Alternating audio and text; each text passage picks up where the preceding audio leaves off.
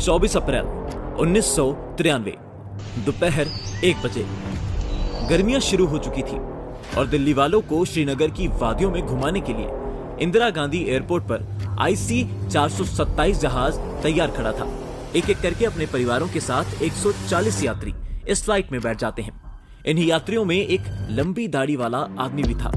इसके दोनों पैरों में प्लास्टर चढ़ा हुआ था और ये व्हीलचेयर की मदद से जहाज में घुस जाता है। जहाज में घुसने के बाद ये क्रू से रिक्वेस्ट करके बाथरूम के पास वाली सीट पर बैठ जाता है। 1:57 पर यह फ्लाइट उड़ान भर लेती है। कुछ लोगों के लिए ये उनकी पहली फ्लाइट थी और आसमान से धरती को देखकर उनके चेहरे पे से मुस्कान हटने का नाम नहीं ले रही थी। अब जहाज पूरी हाइट पकड़ चुका था और स्टेबल भी हो गया था। क्रू ने यात्रियों को सीट बेल्ट हटाने का बोल दिया और यात्रियों के खाने का सामान बांटा जा रहा था। फ्लाइट के अंदर खाने की खुशबू और लोगों के हंसने की आवाज भर चुकी थी। इन्हीं सबके बीच वो व्हीलचेयर वाला आदमी अचानक अपनी सीट से खड़ा हो जाता है। इस आदमी से कुछ दूर खड़ी एक एयर होस्टेस इसकी तरफ देखकर हंसती है, मगर जैसे ही उसकी नजर इस आदमी के प्लास्टर से ढके पैरों पर पड़ती है तो उसके चेहरे की सिट्टी बिट्टी गुल हो जाती है। वो कुछ समझती या बोलती उससे पहले ही यह आदमी झुकता है और अपने प्लास्टर से 2 बंदूक और हैंड ग्रेनेड निकाल लेता है। उसके तुरंत बाद ये जोर से हाईजैक चिल्लाते हुए कॉकपिट में घुसता है और फ्लाइट को काबुल ले जाने का आदेश दे देता है। दोस्तों, आज की इस वीडियो में हम भारत की हिस्ट्री में हुआ NSG का सबसे तेज रेस्क्यू ऑपरेशन देखेंगे। सबसे पहले हम देखेंगे कि आखिर कैसे इस फ्लाइट को काबुल जाने से रोका जाएगा।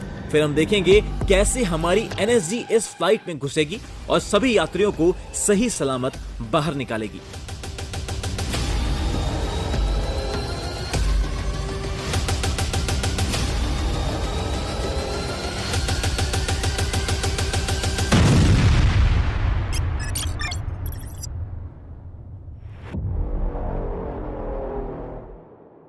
आतंकवादी से काबुल जाने का ऑर्डर मिलते ही पायलट इस आतंकवादी से बहाना बनाता है कि काबुल जाने के लिए पाकिस्तानी एयर स्पेस से परमिशन लेनी पड़ेगी और यह काम दिल्ली एयर ट्रैफिक कंट्रोल कर सकता है। ऐसे बहाना बना के पायलट दिल्ली ATC को मैसेज भेजता है कि फ्लाइट IC-427 हाईजैक हो चुका है और काबुल की तरफ बढ़ रहा है। ये सुनते ही दिल्ली ATC में खलबली मच जाती है और तुरंत इस खबर को क्राइसिस मैनेजमेंट ग्रुप यानी CMG को बताया जाता है। ये एक अम्ब्रेला ग्रुप था जिसमें NSG, IB, रॉ, आर्मी और सभी सुरक्षा एजेंसियों के चीफ एक साथ हाईजैक और टेरर अटैक जैसी सिचुएशंस पर फैसला लेते थे।